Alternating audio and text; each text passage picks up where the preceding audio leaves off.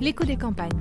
La série qui met en avant des agriculteurs, des entrepreneurs, des techniciens et des scientifiques qui travaillent avec passion à la transformation de l'agriculture française et à la transition agroécologique.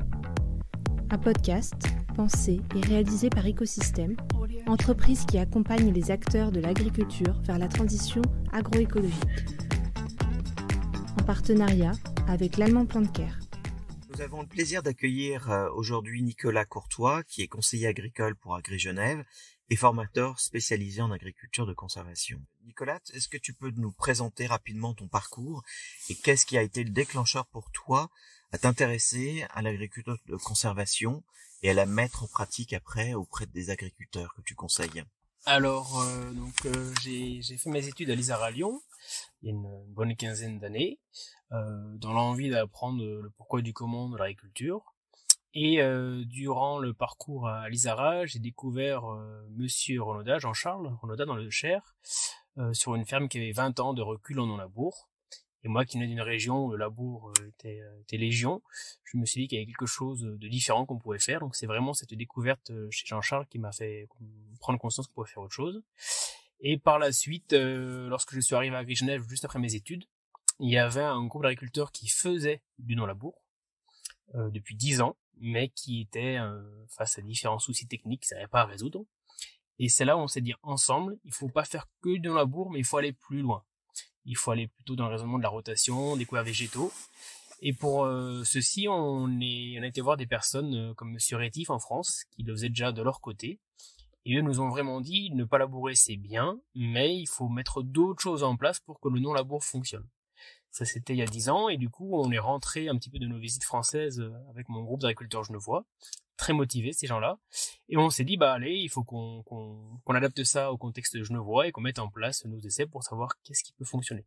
Donc c'est durant mon parcours scolaire, mais par la suite, mes premières années à AgriGenève, où suite à une volonté d'agriculteurs d'aller plus loin que du non-labour, il y a eu vraiment une prise de conscience qui s'est mise en place. Et pendant tes études à ISARA, au sein de l'école, il y avait déjà une appétence pour ces pratiques. Tu as rencontré des profs ou des professeurs, qui ont été un peu aussi déclencheurs ou Oui, il y avait une approche sol avec Monsieur Gautrenon notamment très importante, qui était pas forcément basée sur le labour, mais sur une qualité des sols globale. Et il y avait aussi une ouverture d'esprit où on pouvait voir différents systèmes et se faire sa propre opinion. Donc oui, il y a eu une sensibilisation, pas forcément typée assez dans un premier temps, mais on avait la possibilité de s'ouvrir l'esprit et de voir différents systèmes. Ouais. Alors, justement est-ce que tu peux nous préciser en quelques mots, parce que tu parles de non-labour, on parle de semi-direct, on parle de TCS, on parle de strip-till, on parle d'agriculture régénératrice, d'agriculture de conservation. Est-ce que, en quelques mots, tu peux nous expliquer ces différences? Est-ce que c'est complémentaire? Est-ce que c'est des choses bien définies? Parce que c'est aussi complexe à comprendre tous ces termes. Oui, c'est pas évident. C'est qu'au départ, on a parlé de non-labour parce que les gens arrêtaient de labourer. Et c'est encore de temps en temps un terme qui ressort. Le gros problème du non-labour, et comme des personnes qui ont beaucoup plus d'expérience dans la formation m'avaient mis en avant, comme Frédéric Thomas par exemple, lorsqu'on parle de non-labour, on renie ce que des gens font. Du coup, on va forcément opposer les systèmes, ce qui est plutôt contre-productif. Mais il y a 10 ans, je me souviens quand je suis arrivé à AgriGenève, de parler d'agriculture de conservation, en fait, personne ne connaissait le terme. On avait fondé un groupe qui s'appelait agriculture de conservation. Tout le monde disait, mais qu'est-ce que c'est que cette technique-là? Alors que c'était défini à la FAO. Hein. Donc il y a 10 ans, on parlait de TCS, de non-labour, parce que voilà, on arrêtait de labourer. Mais le terme agriculture de conservation n'était pas du tout connu. On était un peu trop prétentieux quand on voulait parler de ceci, on n'osait pas. Donc ça fait que 4-5 ans que ce terme est apparu. Moi je l'aime bien parce que dans conservation, on peut conserver les sols, c'est le but premier. Mais on peut aussi conserver les agriculteurs, on peut aussi conserver leurs revenus. Donc c'est, je pense, assez complémentaire. Et par rapport au terme régénération, alors oui, pourquoi pas, c'est vrai que c'est un petit peu le principe, mais quand on parle de régénération, ça sous-entend que les sols sont forcément dégradés partout. Or, il y a certaines régions, notamment des régions d'élevage qu'on va trouver en Suisse, où n'ont pas du tout des sols régénérés. Ils n'ont pas à régénérer des sols parce que leurs sols ne sont pas dégradés. Ils ont plutôt à les conserver dans l'état actuel parce qu'ils sont bons. Donc j'ai un petit faible pour le terme conservation, plus que régénération, parce que je pense que régénération dépend un peu plus du contexte dans lequel on se situe. On va trouver ensuite des secteurs qui sont en train d'arrêter l'élevage. Donc eux partent de sols en bonne santé, quantité organique qui est intéressant. Et là, j'aime bien le terme conservation parce qu'en gros, depuis 40 ans, ils ont un système qui fonctionne bien. Ils arrêtent l'élevage et leur challenge, c'est de conserver leur état de sol. C'est pas forcément de le régénérer parce que leur pratique était bonne auparavant. C'est pour ça que je pense que conservation est un peu plus généraliste et plus facile à expliquer. Ouais. Et je t'ai vu au mois de septembre sur votre opération Suisse Nautil, où tu présentais des couverts, tout ton travail depuis une dizaine d'années, je crois, hein, oui. Sur ces parcelles avec ton camarade Jonathan. Oui. Est-ce que tu peux nous expliquer un peu pourquoi vous avez travaillé sur ces essais? C'est vrai qu'il y a 10 ans, enfin du coup même ça fait plutôt 13 ans maintenant, lorsque je suis arrivé à Gris-Genève, des gens ont dit on fait du non-labour mais ça marche pas, on va aller plus loin. C'est là où des personnes qui en France avaient beaucoup plus de recul nous ont dit effectivement faites d'abord des couverts, changez la rotation et après vous ferez du non-labour. Et nous quand on est arrivé en Suisse, on s'est dit ok, on est revenu sur Genève après notre petit voyage, on s'est dit ok on va faire des couverts, on a regardé ce que faisaient nos collègues en Suisse centrale, mais en fait eux ils ont de l'élevage donc ils font un régras, ça suffit. Nous, on n'a pas d'élevage, du coup, on s'est dit, les régras, ça n'y aura pas. On en a bien assez à l'état naturel en termes de mauvaises herbes. Donc, on s'est dit, il faut qu'on fasse des couverts biomax à la mode française. Et dans notre contexte, avec des étés secs, mais on a quand même un petit peu de pluie, mais des hivers par contre très froids, on s'est dit, qu'est-ce qu'on va semer comme plante? Et du coup, on n'avait aucune référence, donc on s'est dit, on va essayer. Et puis, on s'est pris au jeu, et il faut admettre que grâce, et même un énorme grâce à Jonathan, Christin, mais aussi à Christophe Bosson et Yvan Cholet. Ils ont été très moteurs, ils le sont encore, pour mettre à disposition du matériel, beaucoup de temps, ainsi que leurs parcelles. Et là-dessus, c'est un vrai terrain de jeu qui nous permet de mettre en place une multitude d'essais. Et ce qu'on aime bien faire, c'est pendant 2-3 ans, on teste une modalité. Si elle fonctionne, on la propose à un ou deux de façon officieuse. Et puis, si en 4e année, tout le monde est content, on la propose à tout le monde, sous une forme de recette, adaptée à la région, voilà. Ça marche chez nous, c'est pas parce que ça va marcher forcément ailleurs. Et ce qui est intéressant par rapport à ces essais, c'est qu'au début, on mélangeait 2 plantes, on concurrençait un peu les mauvaises herbes. Et maintenant, on se rend compte qu'on peut concurrencer totalement des mauvaises herbes et ramener une plus-value en termes de fourrage ou même de double récolte au système. Donc, ce qui est intéressant, c'est qu'on est parti dans notre contexte, avec aucune référence, mais des idées. On avait vu les idées à droite à gauche, on les a appliquées chez nous et puis on essaye de les améliorer. Et de temps en temps, on trouve un truc qui marche alors qu'on pensait pas que ça marcherait, on ne pensait même pas, on dit tiens, ça c'est pas mal. Donc c'est vraiment de la recherche très appliquée, il n'y a rien de scientifique derrière, mais ce qui est assez intéressant, c'est de se dire pendant 4 ans, on a semé une borne, elle marche, la 5e année, on la propose à tout le monde, et puis les gens sont contents, ça fonctionne, et ça fonctionne après sur plusieurs années, c'est quand même assez intéressant.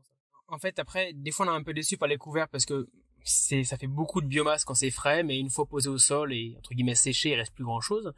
Alors c'est vrai que dans un premier temps, l'apport de carbone par les couverts n'est pas énorme. Et on s'est dit que plutôt c'est que grâce aux couverts, on peut ne plus travailler nos sols. Et donc là, avoir un effet positif sur le carbone. Ça, c'est le premier point. Mais on se rend compte que sur certains couverts, on arrive parfois à dépasser les 15 tonnes de matière sèche. Alors c'est vraiment le haut, hein. On est plutôt à 7-8. Mais quand on monte même à 15 tonnes de matière sèche, même si au final, auparavant on a beaucoup d'eau dedans, il nous reste quand même beaucoup de carbone. Et puis on est parfois sur des couverts qui vont rester en place 3 mois, comme parfois 18 voire 20 mois. Et donc là, on a un aspect racinaire qui est aussi très important. Donc dans un premier temps, c'était pas vraiment le but d'aller chercher le carbone, c'est plutôt de plus travailler son sol et de pas avoir une explosion de mauvaises herbes. Et par rapport aux analyses qu'on sort maintenant, on se rend compte que oui, il y a un apport de carbone qui semble important via ces couverts végétaux. Très bien, et d'une manière plus générale, qu'est-ce que tu penses de ce marché, là, de l'engouement qu'il y a autour du carbone actuellement? Alors, ce qui est génial, c'est que c'est une opportunité pour tous les agriculteurs de dire on peut continuer à produire autant tout en amenant un bénéfice environnemental, sociétal. Et ça, alors c'est génial pour la partie environnementale, mais c'est aussi génial pour la partie psychologique du monde agricole, qui doit quand même subir de nombreuses critiques. Alors en Suisse, moins forte qu'en France, certes, mais quand même, on subit beaucoup. Et là, on peut apporter une réponse en disant, on va continuer à produire, mais en plus, on va avoir un impact positif. Voilà. Le gros challenge étant de continuer à produire autant, parce que d'arrêter de labourer, on a quand même quelques petites déconvenues. Mais là, c'est pas mal. Et en plus, c'est là où les couverts végétaux re-rentrent dans la boucle, c'est qu'on peut dire, on produit autant, on peut stocker du carbone, et en plus, grâce aux couverts, on arrive à ne pas dépasser les références herbicides qu'ont les voisins en labour, par exemple, voire même peut-être à les baisser par la suite. Donc oui, c'est bien. Après, il faut faire attention quand même, parce que dans le carbone, voilà, il y a plein de choses à regarder, comment on mesure, l'historique et tout ça. Et là, on a une énorme chance, c'est qu'on a quand même la proximité de Pascal Boivin et de l'EPIA à côté, qui ont fait un travail, qui font un travail remarquable sur les analyses du sol suisse. Il faut savoir que la particularité en Suisse, c'est que depuis 30 ans, on doit avoir au moins une analyse de sol tous les 10 ans. Et ceci est enregistré dans une grande base de données. Et du coup, c'est quasiment unique, en fait, d'avoir ceci sur tout le territoire. Et c'est ça qui permet de vraiment voir les évolutions sur le carbone. Voilà. Donc, c'est nos pratiques, mais c'est aussi la présence de Pascal et de son expertise et la base de données informelle liée à la politique qui nous permet d'avoir ceci. C'est un très bon timing, du coup. Et l'aspect économique, tu penses que c'est quelque chose qui va être aussi important, c'est-à-dire de gagner de l'argent via des crédits carbone? Oui, très bonne question, parce que on peut voir la chose sous différents profils. C'est que on peut le voir d'un côté où en passant en semi-direct sur des sols très dégradés, on peut subir des baisses de rendement. Voilà, on peut aussi se dire oui, mais en même temps il y a des économies en termes de coûts de production, donc peut-être que la marge est meilleure. Donc déjà, est-ce que le semi-direct fait gagner plus ou pas d'argent, ou est-ce que c'est juste une réduction, ou est-ce que c'est un investissement, une capitalisation? Bon, à voir, premier point. Et après, du coup, si on peut rémunérer le carbone, c'est bien, mais est-ce que cette rémunération de carbone, c'est la cerise sur le gâteau, ou c'est ce qui permet de compenser une baisse de rendement? À voir. Sincèrement, je sais pas si à nos agriculteurs, on va pouvoir donner 100, 200 ou 300 francs ou euros par hectare, et qu'est-ce que ça va représenter. Donc c'est intéressant, mais je pense qu'il y a l'aspect financier, oui. Mais dans un premier temps, il y a l'aspect quand même sociétal par rapport aux concitoyens. De dire, voyez, on fait quelque chose de positif. Oui. Ouais. Il y a du sens, de redonner du sens, quoi. Exact. Au travail qu'on fait. Oui. Et mais il est important que le retour d'argent aille aux agriculteurs. Oui. Parce que c'est eux qui font le boulot. C'est eux qui prennent le risque. Et surtout, il y en a, ça fait 30 ans qu'ils prennent le risque. Et c'est eux, en fait, qui ont commencé ça, mais il y a 30 ans. Hein, en subissant des critiques et d'énormes pertes financières. Donc c'est quand même important de les prendre en compte. Ils sont rémunérés à oui. leur juste valeur. Et juste pour terminer notre conversation, parle-moi un peu de ton métier de conseiller agricole. Qu'est-ce qu'est pour toi un bon conseiller agricole? Alors, est-ce que c'est, il y a plusieurs types de conseillers. Enfin, qu'est-ce que le rapport que tu as avec tes agriculteurs que tu conseilles? Enfin voilà, comment tu vois ton métier? Comment comment il peut évoluer? Très très bonne question. Je sais pas qu'est-ce qu'un bon conseiller agricole. Bon, déjà il faut beaucoup de temps. Parce que on fait qu'une récolte par an. Faire évoluer un sol, c'est compliqué. Faire évoluer des mentalités, ça l'est encore plus. Et puis ce qui va marcher l'année ne marchera pas l'année d'après. Je pense que ce qui est important, c'est de se dire, si on a testé un truc une année et que ça marchait, on le reproduit la deuxième année. Si ça marche pas ni la deuxième ni la troisième, il faut savoir se remettre en question et aller chercher pourquoi ça marche pas. C'est-à-dire, il faut vraiment pas rester sur des acquis, des choses. On peut les vérifier pendant 10 ans. Si ça marche, ok, on est bon, ça y va. Et il faut savoir se dire, ça marche pas, ou ça a marché mais ça marche plus, et pourquoi. Donc se remettre en question, ça c'est très important. Dans le désordre, c'est écouter l'attente de l'agriculteur. Parce que quelqu'un qui veut faire de l'agriculture biologique, si on lui vend du semi-direct avec du glyphosate ou autre herbicide, c'est pas la peine. On pourra lui vendre, être un très bon vendeur, mais c'est pas ça qu'il veut. Donc il faut savoir qu'est-ce que veut l'agriculteur.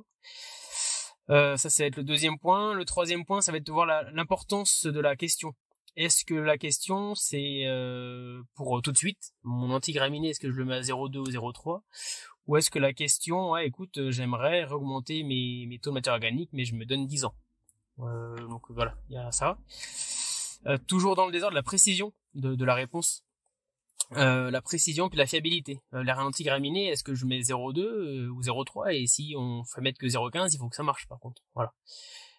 Puis il faut qu'on ait la réponse tout de suite et que ça marche derrière. Donc il y a différents niveaux. C'est assez complexe, ouais.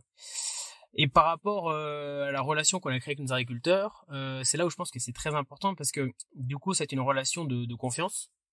Il faut que lorsque l'agriculteur pose une question à un nouveau technicien, qu'il ait justement une réponse rapide et précise si possible. La précision est peut-être plus importante que la rapidité. Et peu à peu, ça va créer une relation de confiance. Et l'agriculteur va oser demander des choses, va oser montrer en fait des échecs.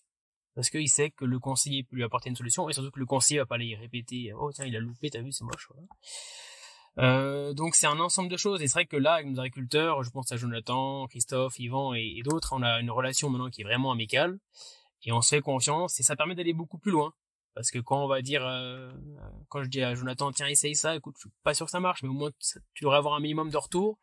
Il dit, ok, allez, j'essaye, et puis c'est comme ça que ça permet d'avancer, quoi. Parce qu'un conseiller peut être très très bon dans son bureau, s'il écoute personne et qu'il a pas d'idée adaptée au terrain, ça marchera jamais, quoi.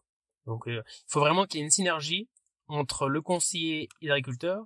Et j'aime bien dire que le conseiller peut avoir la meilleure idée du monde, mais si personne le suit sur le terrain, ça marchera pas. Et à l'inverse, si les agriculteurs ont une très bonne idée, il faut qu'ils trouvent un relais, et là, ça va avancer très très vite, très très loin. Donc, c'est vraiment la base, c'est l'agriculteur. C'est vraiment un lien, enfin, de confiance entre l'agriculteur, le conseiller, oui. Et puis c'est vraiment de penser ensemble, en fait, les systèmes pour que, enfin, ça réussisse. Est-ce que qu'est-ce que tu dirais à un agriculteur que tu rencontres d'aller vers ces systèmes d'agriculture de conservation? Alors déjà je lui demanderais pourquoi est-ce qu'il veut faire ça, c'est important. Quelqu'un qui va dire je veux faire ça pour augmenter mes rendements et baisser mes herbicides, peut-être leur orienter sur autre chose, parce que c'était pas la bonne voie. Premier point, voir si son intérêt principal c'est le sol ou pas, ça c'est très important. C'est le premier point, donc le pourquoi. Le deuxième point, et là c'est des choses que des personnes qui ont bien plus de recul, hein, je pense à Frédéric ou d'autres, le disaient déjà il y a 15 ans, c'est qu'il faut pas être pragmatique. Et effectivement, il faut pas être pragmatique. Peut-être que de temps en temps, il faut savoir retravailler un peu ses sols ou continuer à les travailler parce que ils sont pas prêts. Et l'idée de dire on n'est pas prêt pour faire du semi-direct, le sol n'est pas prêt, c'est pas une idée, hein, c'est vraiment quelque chose de très précis qu'on peut constater. Donc voilà, savoir pourquoi, quelle est la motivation principale de une, et de deux, se dire il faut y aller par étapes, et si de temps en temps on travaille encore, c'est pas grave, peut-être qu'on devra travailler tout le temps, de temps en temps, voilà. Et puis si on rentre vraiment dans le détail précis, ce qu'on fait maintenant, c'est que on commence vraiment, maintenant on est dans les techniques, d'abord on cale la rotation, parce qu'on sait qu'il y a des choses qui vont ne pas marcher d'office, donc ça on dit écoute, ça marchera pas, donc si tu veux pas l'enlever, je comprends, mais sache que tu vas te louper une fois ou deux, enlève-le tout de suite, tu vas gagner du temps. Premier point. Deuxième point, on couvre au maximum les sols. C'est là où on peut apporter des idées, la main en couvert comme ci, la main en couvert comme ça. Mais on parle pas encore de non-labour, hein. Et le troisième point, c'est que après on va rentrer du non-labour, l'arrêt de la charrue. Mais d'abord c'est rotation, on les couvre, c'est déjà en partie enlacé, et après lève le pied sur le travail mécanique. Voilà. C'est la porte d'entrée qu'on voit, alors qu'il y a 10 ans, on avait commencé totalement inversement. On a d'abord acheté un semoir de semi-direct, on a dit les couvertures des sols et puis la rotation, on verra plus tard, quoi. Mais c'est plutôt une erreur de commencer dans ce sens-là, ouais.